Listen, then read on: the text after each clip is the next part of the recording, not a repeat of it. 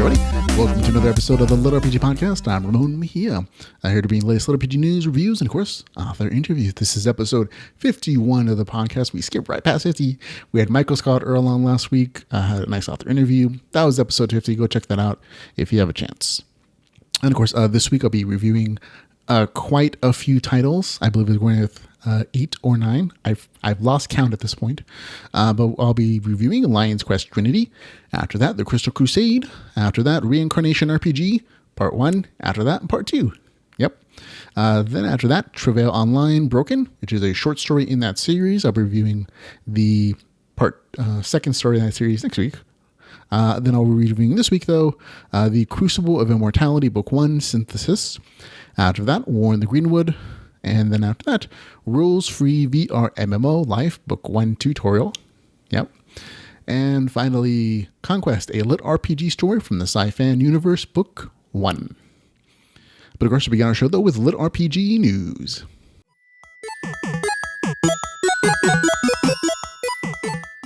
And we begin LitRPG news with the announcement from William D. Oran, author of the Super Sales on Superheroes novel. He's commented recently that the audiobook edition of the novel is going to be narrated by the wonderful Jeff Hayes, and it should be ready about late June. So, hey, that's a pretty good turnaround for a really top-notch LitRPG story with superheroes and resource management. It's really good. I had a great review of it last week. Additionally, in LitRPG news, Luke Chimilugo has a new cover for Ascend Online Book 1, and it looks pretty darn nifty. I gotta say, I'm really impressed with the artwork for this cover. It's a lot nicer than the last one, and I like the last one, but this one is definitely a couple steps above it, so go check it out. I think it's very, very pretty. And last in LitRPG news, I have the great, sad duty of telling you that a member of the LitRPG community has passed away. Tom Schutt, a great writer in his own right. He helped a number of authors, LitRPG authors in the community with their novels. He has passed away, and there is a GoFundMe campaign going on right now to help his family cover the cost of the funeral. We'll have a link in the show notes for you if you would to support him, his family, that way. Okay, that's going to be it for LitRPG news. We have a couple of new additions to the audiobook section for the LitRPG community. These are from Audible. Of course, we have a link in the show notes for all of them. The Karmadont chess set, Way the Shaman Book 5, is out on audiobook. World Seed New Rules, World Seed Book 2, also out on audiobook now. Also, Soulstone, The Skeleton King. That's the second book in that series. And then also Tinker Tailor Giant Dwarf, Difficult Legendary Book 2, also out on audiobook edition. So go enjoy those if you enjoy listening to LitRPG stories.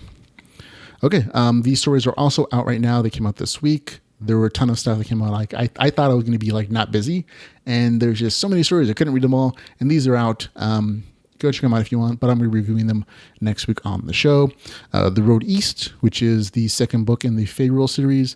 Office Wars, The Mailroom Clerk, super funny.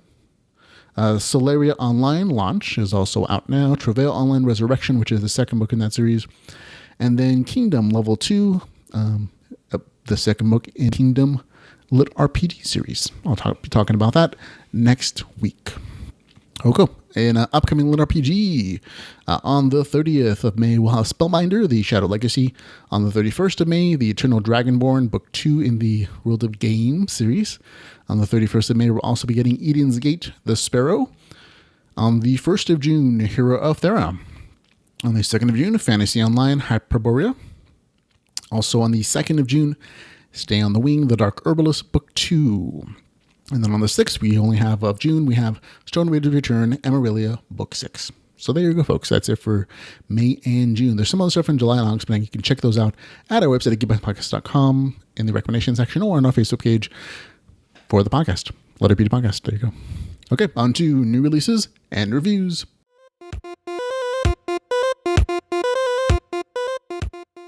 And new releases and reviews, folks. We have a ton of reviews. I mean, a lot of stories came out, and I tried to read them all. Couldn't quite make it. Have most of them taken care of, though. We have Lion's Quest Trinity, written by Michael Scott Earl. Great story right off the bat. It is 420 pages, $7.49. It is available on Kindle Unlimited. Full disclosure, I received an early copy of the novel, but purchased it as soon as it became available. Bam! That thing was purchased on Amazon. Leo Leonox is back, searching for the next relic in the land of San Duport. His best shot at getting the relic is to help one of the royal candidates survive her assassins and serve as her champion in a series of contests to win her throne. That's my summary of the novel.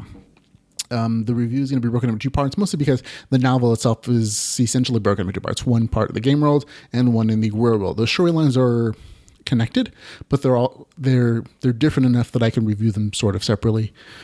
First, game world stuff. The game world portion of the novel is top-notch, outstanding. It's the best of the three novels in that sense, in the game world portion. The novel drops you right into the action, rarely slows pace, tons of fighting, tons of action, adventure. There's some great game stuff happens later in the series. There's a new character in the novel called Bulwark. He's a Conan the Barbarian personality squished into a tiny gnome body. Adorable, fun, interesting.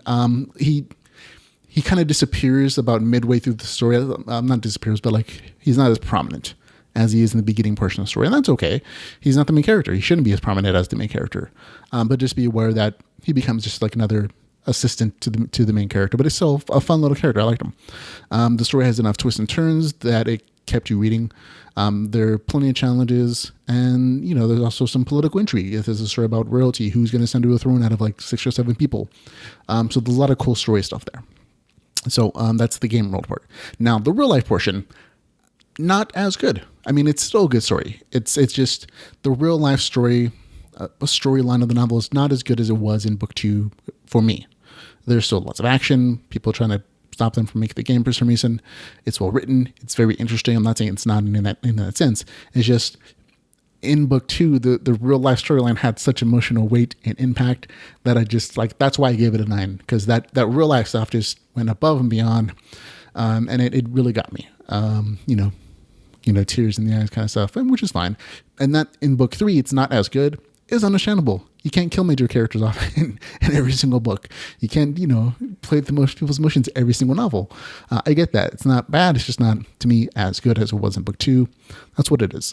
From my point of view, the storyline, the real life storyline, didn't really advance much. Everything that I was given in that real life storyline was not new. I already knew that people were trying to stop the game. Not new there. I knew that Leo, the main character, was getting bleed through from the game he was playing.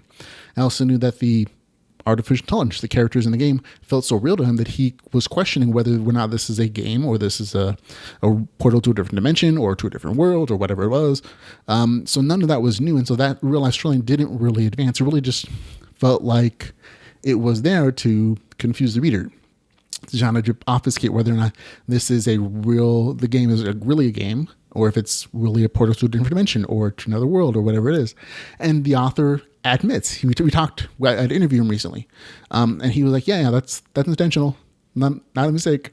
And he says he plans 13 books. And so I get that he can't tell us right off the bat whether or not that's the case. He has 13 novels that he expects to write. And so you want to save some good stuff like that from like later on, at least not in book 3. So I get that. But for me, again, it just took the real world storyline down a peg. It's not mad or anything. It's just not as good as it was before. And that's okay. Overall, still an amazing story. You're doing yourself a service if you're not reading it. It's really enjoyable. It's one of my favorites now. The game portion of the story gets easy, 9 out of 10. The real life part gets a 7 out of 10, so I'll average it out. The novel itself will get a score of 8 out of 10. Thank you. Okay, on to the Crystal Crusade, a LitRPG venture written by Mars Dorian. Okay, this is 250 pages. It is $2.99. It is available on Kindle Unlimited. Again, full disclosure, got an early copy review. Honestly, I would never be able to read this many stories if I didn't have a little bit of headway to read them in advance and write reviews, so don't get mad. But I purchased it again. As soon as it came out, paid the full ticket price, even though it is available on Kindle Unlimited. I like to support the authors whose work I enjoy. So there you go. Okay, main character Dasho is an out-of-work young man living in some future with his mom in a trailer park. He lost his good computer job to robots and now spends his time playing around with full immersion virtual reality games.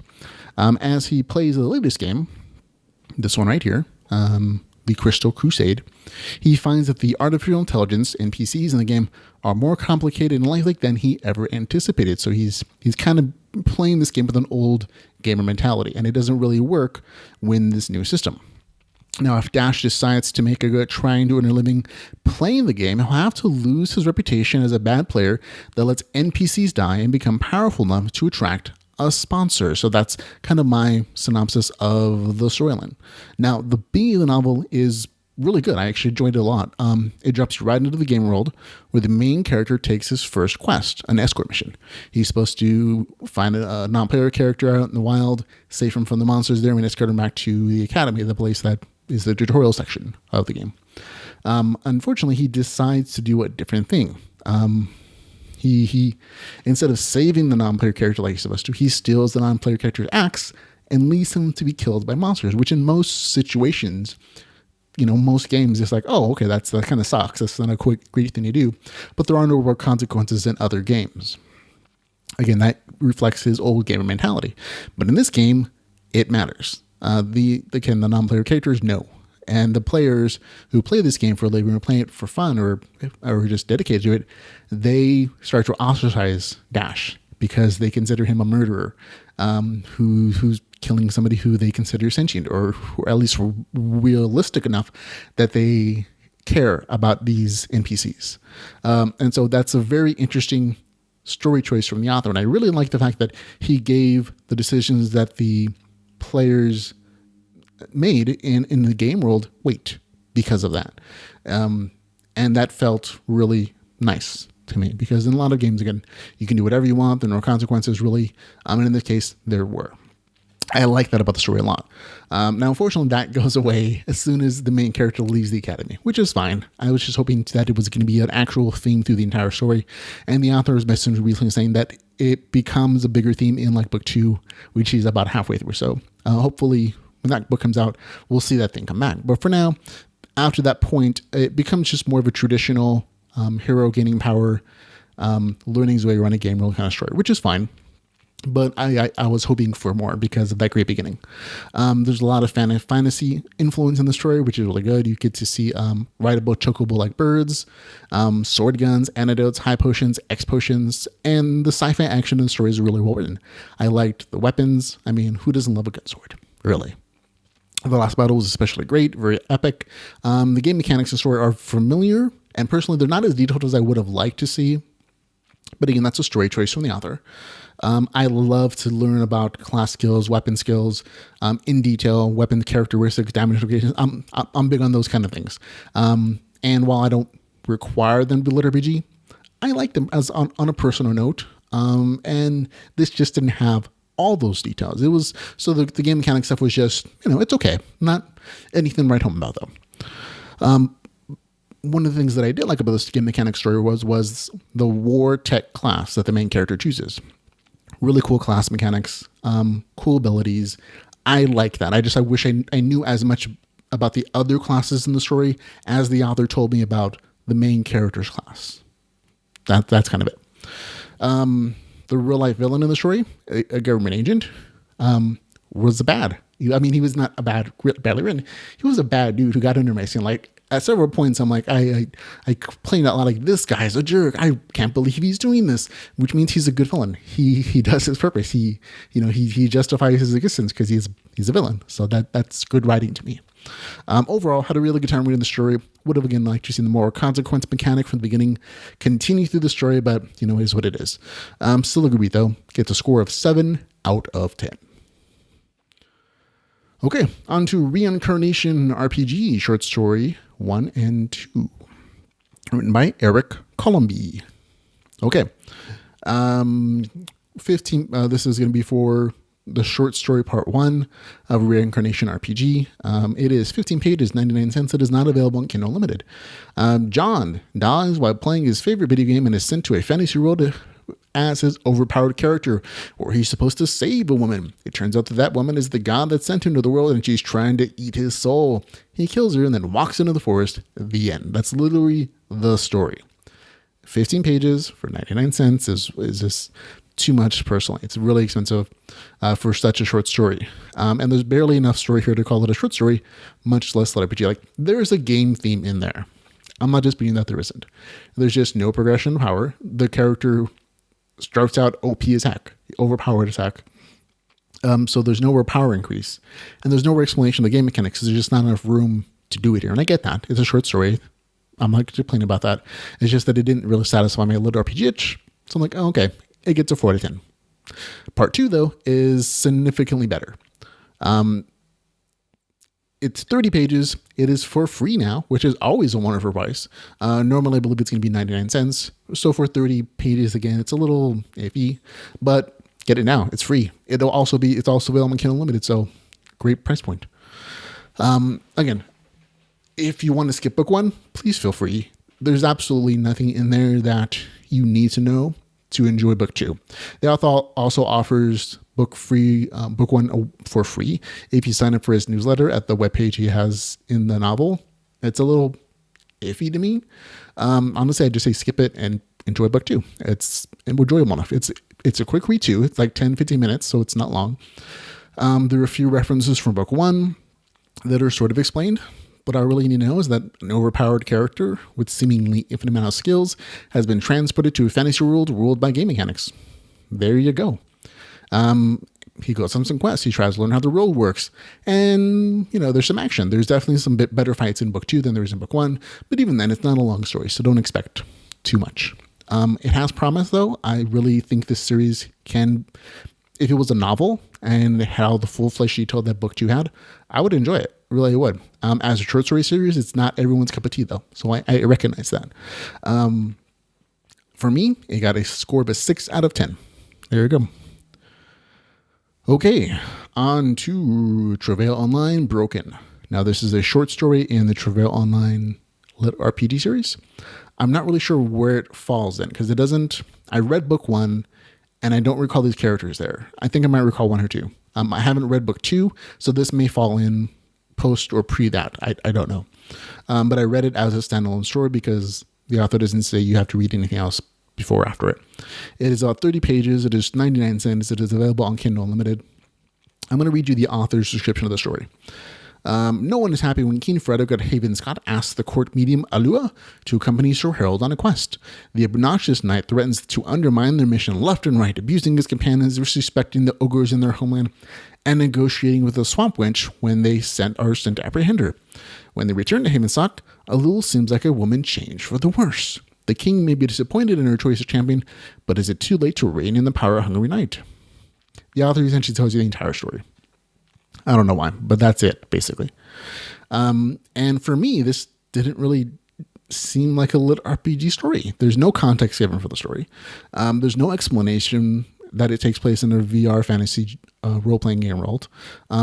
There's no explanation to the reader who the characters are or the relation to the main story. It's really just, here's some stuff, some people, they go do some things. And I'm not saying it's a bad storytelling. It's not. And you can kind of figure out as the story goes along, oh, this is probably a game. They're talking like gamer language, but it's never really explained in any way, shape, or form. It's just like assumed that you've read maybe book 1 or book 2 and you're bound to understand these people, and it's not clear. And there are a few game references, but the story mostly feels like a fantasy story about a selfish bad guy doing bad things and there being no redemption, no negative consequences for it, and it was just unsatisfying, and it wasn't a pleasant storyline. And for me, that's fine. Just tell me in advance so I know to read it or not. So for me, the story gets a 4 out of 10, not because it's not LitRPG, but because it just wasn't my cup of tea, and that's fine. Go read it for yourself if you want to check it out. It's short, it's not that long, and it's a pretty decent price, especially on Kindle Unlimited. So there you go. Okay, next book, The Crucible of Immortality, Book 1, Synthesis. Long titles. Written by Lido Blackman. This story is 160 pages. It is $4.99. It is available on Kindle Unlimited. First off, it's kind of expensive. It's almost 4. It's almost 3 cents, 4 cents a page for that, and that's a little pricey for me. I mean, for $4.99, you can get, Lion's Quest, which is like 400 pages. I'm just saying, it's a thing that stuck out. My description of the book. In a far-flung future, humanity is taken to the stars. On a colony ship, Jax is awoken from cryosleep to investigate a strange signal coming from another planet. The ship he takes to investigate is destroyed, and he wakes up to find himself stranded on an alien world that is ruled by RPG mechanics. Thankfully, he has a smart aleck ball of light named Kayla to help him figure things out. So there you go. The first 8% of the story is just setup. It explains why Drac is trapped on an alien world, where future alien tech has created a world ruled by RPG mechanics. There's a bunch of like stuff about him traveling from the Earth that's overpopulated, blah, blah, blah. The only thing you really need to know from the 8% is that he has a sister who's in cryosleep, and he's trapped on this alien world, ruled by RPG mechanics. That's kind of it. That's the only thing that's really relevant to the story. Okay, once Jack wakes up on the alien planet, he finds a glowing ball of energy named Tailor, who explains the fundamentals of the world. He assigns attribute points. The story gets, honestly, a little boring because it's this first like tutorial section, and it's about 30% of the novel. The first, 30% of it, where he's just killing things for getting a skill, kills something else, discovers or makes up a new skill, and that's okay. It's just, it's okay. That's all it really is. And it's not until like the 30% of the story where the main character starts to explore, I want to call it a dungeon in fantasy terms. In this case, it's a subterranean alien tech base with some monsters in it that he has to kill. Dungeon. And the story pacing picks up a bit after that. So it gets a lot more action oriented. You get more fighting on a regular basis. So it gets better after that, basically, from my point of view. And you also get an expanded cast of characters from that point on. You get, I believe, 3 new characters in the story very quickly after that. Now, the story really does try to combine science fiction and fantasy. It's essentially everything's explained away by science. Science so advanced that you might as well consider it magic. And that's how they explain away lasers and the nanites in the body that are changing people, so that when you assign stat points, they actually change you as a person. They make you smarter, brawnier, more agile, more wise, whatever the case is. So all those game mechanic stuff and fantasy magic stuff is explained away by science, alien science, which is okay. It's a nice change of pace, thematically, I should say. As far as the game mechanics go, nothing particularly special. I've seen better. I've seen worse. This is kind of average. There are a few spelling errors in the story. Be aware of that. There's also grammar errors. But again, they're not huge and they're not very often, but they do exist. A bigger concern for me as a reader is the formatting issues in the paragraphs. There are some paragraphs that are literally pages long with no breaks, and no breaks from, different thought sections, or for dialogue, or for descriptions. And that is to me more distraction than just a couple spelling errors here or there. Additionally, there are some issues with the tables in the Kindle version of the story. So be aware that if they pop up, it's not just you. It was me as well. And I'm sure the author intends to correct those and find those and make it better. But for me, it was kind of a distraction. I actually had to convert it from the Kindle version to a Mobi format, just so I could read those tables. Because that's a lot of information. The game part of it, anyways, that's described to the reader that way. So there you go. In addition, some of the dialogue feels forced, and the big reveal at the very end isn't a huge reveal, in my opinion. It seemed pretty obvious, but overall, still a really decent read. For me, it gets a score of 6 out of 10.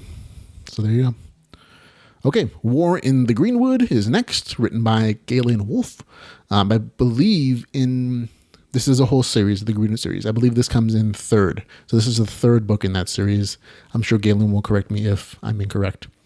Okay, it is 289 pages at $2.99. It is available on Kindle Unlimited.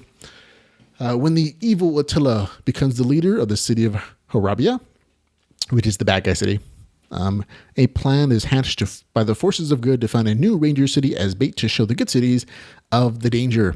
Barcode the Ranger has been chosen to form and build up the new city in a real-time strategy type building system. He uses his skills to manage resources, hire non-player characters, and build up his new city in preparation for the war coming to the Greenwood. Honestly, each one of the books in this series is kind of different. They emphasize different game mechanics. The first book is about player versus player stuff. Book 2 is, I want to say it is the Rune Smith one, which is more about crafting. Book 3 here is large scale player versus player combat, real-time strategy stuff. And book 4 is, I believe, the Bard. Don't quote me though. It might be switching the orders, but the Bard is also talking about a class that nobody really plays, or it has a bad rap, I should say. And it's really interesting to see how that story develops differently in each one of these. And they all kind of connect in this particular show. Like the characters from all those other stories show up here. And that's kind of cool. I like that. And so I also enjoyed the real-time strategy aspects of building this ranger city. And that's mostly in the first half of the story, about the first 30-ish%. And it's really interesting. I liked it. Now, there's also this real weird middle section that feels like a short story that was kind of inserted into it. It's about the 27 to the 42% mark. A few of the main characters in the story go on a quest to level up, and it's a fun whodunit mystery quest. And while it's interesting, again, it feels out of place in context of the story. And it really just feels like a short story. They're just like, oh, this is a good place for these characters because they're all in the story. We'll put it in.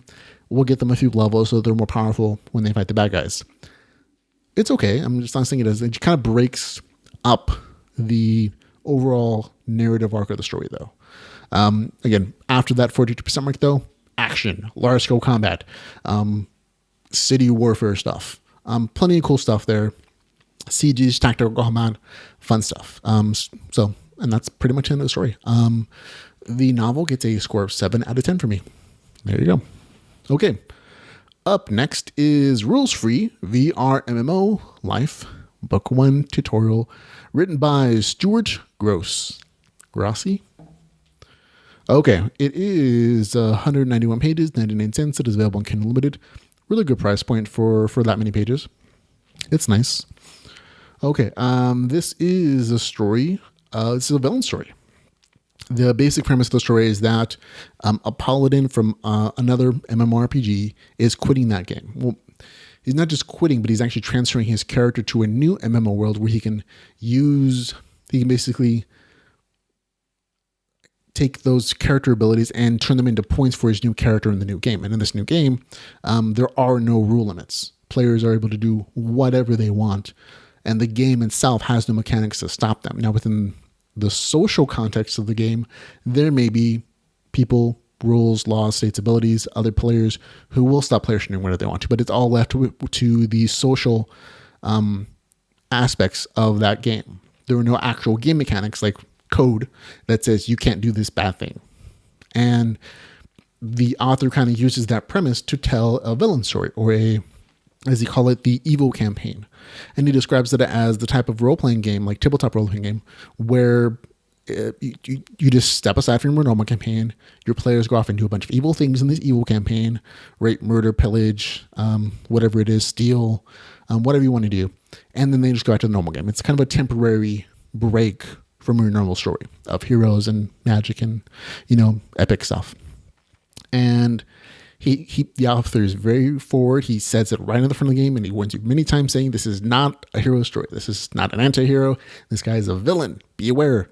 And he's right. This guy does bad things to people. Now, first off, I'll talk about the game mechanics story. They're good. They really are. The game mechanics are well thought out. They're described. They're interesting. There's a ton of information that the author gives you. Enough that you could even create your own character, which is kind of a litmus test for me, whether or not I'm getting enough information to call this LitRPG. In this case, plenty of stuff. And again, the beginning portion of the story is mostly informational. You get information about races, classes, attribute descriptions, a bunch of character description stuff. And then starting at about the 39% mark of the story, then the main character, finally makes all those choices, and he goes into the tutorial section of the game. Gets his quest, does his first fights, figures out the skill set that he likes, he levels up a little bit, and that's the rest of the story. And as far as action goes, this is nice. I mean, it's well described, a lot of variety. Again, really well thought out game stuff. Where the story loses me is in some of the evil stuff that the character does. And maybe it's hypocritical. I'm okay with the murder stuff. I'm really okay with killing people. It's a game. Whatever, I get that part of it.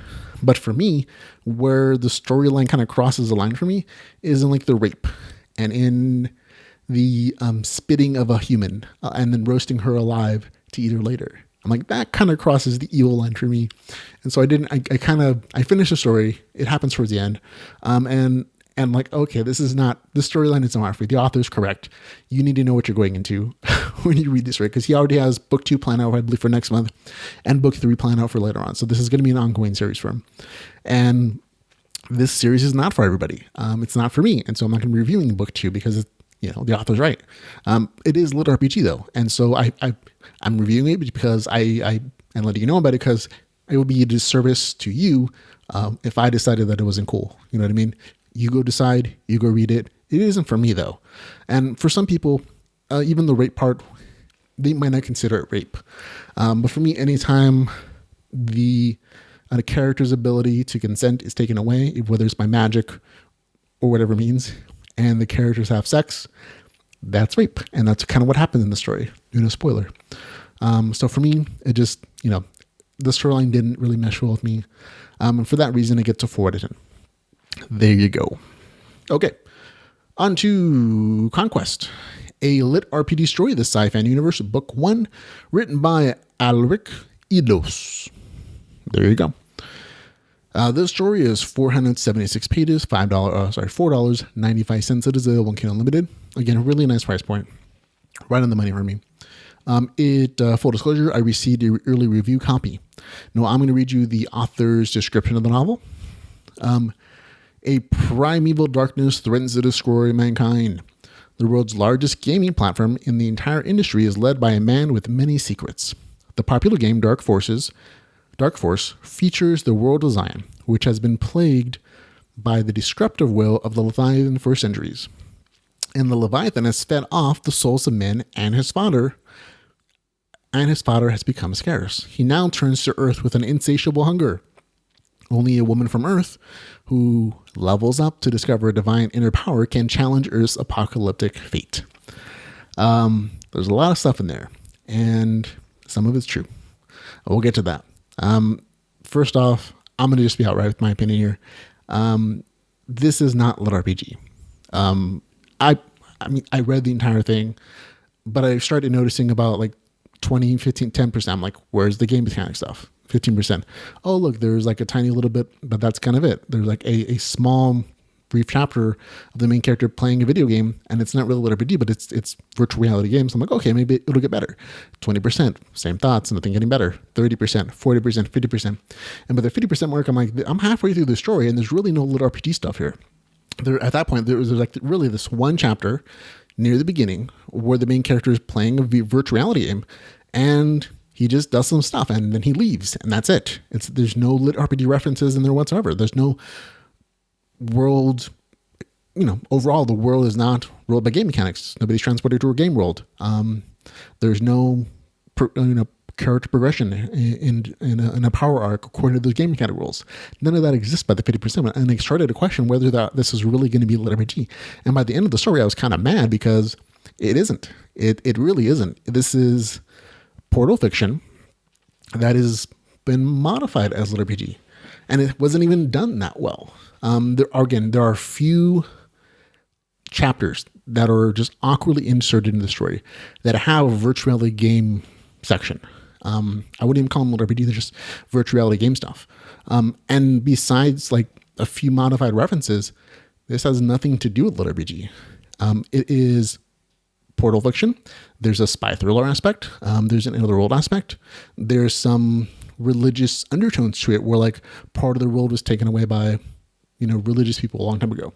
And there's like religious quotes at the beginning of each chapter that don't exist for us, but in this parallel world, they do apparently. And I'm not saying it's not put together well. I'm not saying that it's not a cohesive storyline. I'm saying that it's just not LitRPG. And it turns out that my instincts, my hunch is absolutely correct. When I looked it up on the internet, it turns out that this is a recycled story. It was originally published in July of 2016 under the title Conquest, Rise of the Fifth Horseman, a cohesive SciFan adventure. You could find it in Goodreads. We'll have a link in the show notes for you to look it up. And that story makes a heck of a lot more sense than this thing, which is trying to be LitRPG and not doing a really good job of it. You can tell that the other story is what it was meant to be. And this was never intended to be a LitRPG story, but it was sort of modified to have a few game mechanics to maybe appeal to the LitRPG genre, or at least, get the tag LitRPG in the title of the story and maybe make some sales.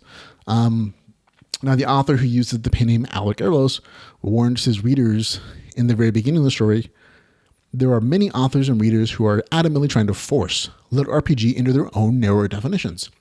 But in my opinion, what all LitRPG novels have in common is the euphoric feeling gamers experience when playing and leveling up in an MMORPG.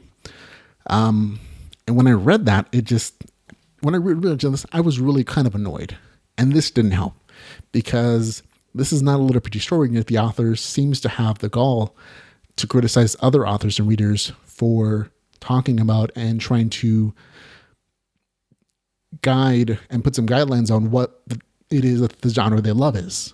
And for readers like myself, that just takes it to another level of disrespect, because not only have you as an author taken your old story, recycled it, added some game mechanics and say, oh, I'm LitRPG, buy my stuff.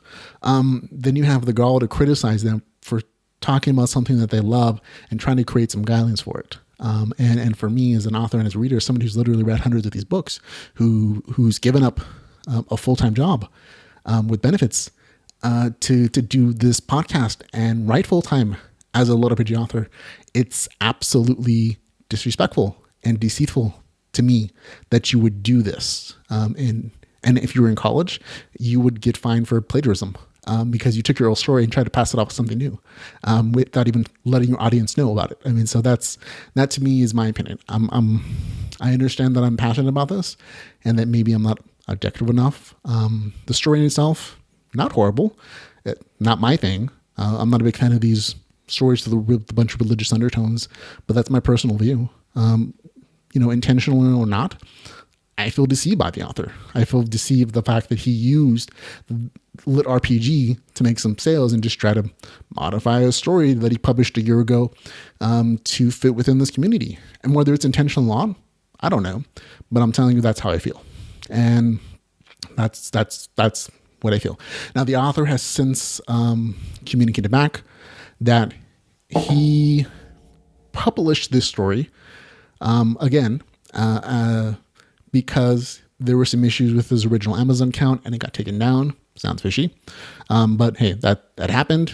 And if it did, that's horrible, but it has nothing to do with this. The fact that you literally took your old story, added a couple chapters that have virtual reality game reference to it, and then are republishing it and trying to say, oh, this is LitRPG, come buy my thing.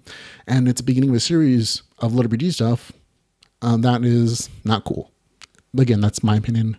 That's all it is. Folks at home, check it out for yourself if you want to. I don't think it's any good as a LitRPG story. I give it a score 2 out of 10. But hey, one man's opinion. I always encourage the readers and listeners to go check it out for themselves. Form your own opinions. It's on Kindle Unlimited, so you're not really risking anything if you read it that way.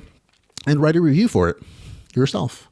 But that's it for the show, folks. The end. It's kind of a sour note to end on, but I don't want to sour the entire episode, so it has to come at the end. But that's for me, folks. Thank you very much for listening and watching to the episode of the podcast. You can follow us on Facebook, Twitter, YouTube, Patreon, of course. All those wonderful places. If you want to support us some other way, you can do so at litrpgpodcast.com/support. There we go. Again, ladies and gentlemen, thank you so much for listening and watching and hanging out with me and talking about this thing that I love, LitRPG. Thanks. And until we can hang out again, remember, folks, to go read some LitRPG. Goodbye, everybody.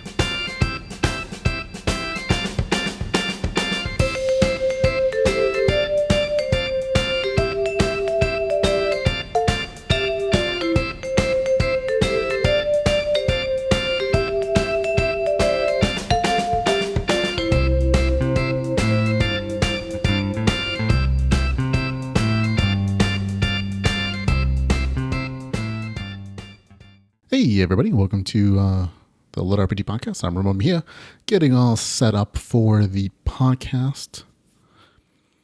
La la la la la. Whoa. Lion face. Lemon face. Lion face. Lemon face. Oh, stretch. Oh, okay. Think I'm cool. Well, I know I'm not, but got to be that mindset. Hey, happiness, love, peace, joy, and free margaritas. Hey. Okay, I'm all set. Episode 51 of the podcast. Yeah. Sometimes my nose whistles. I try to avoid that. Okay. We're going to go in 3, 2, 1.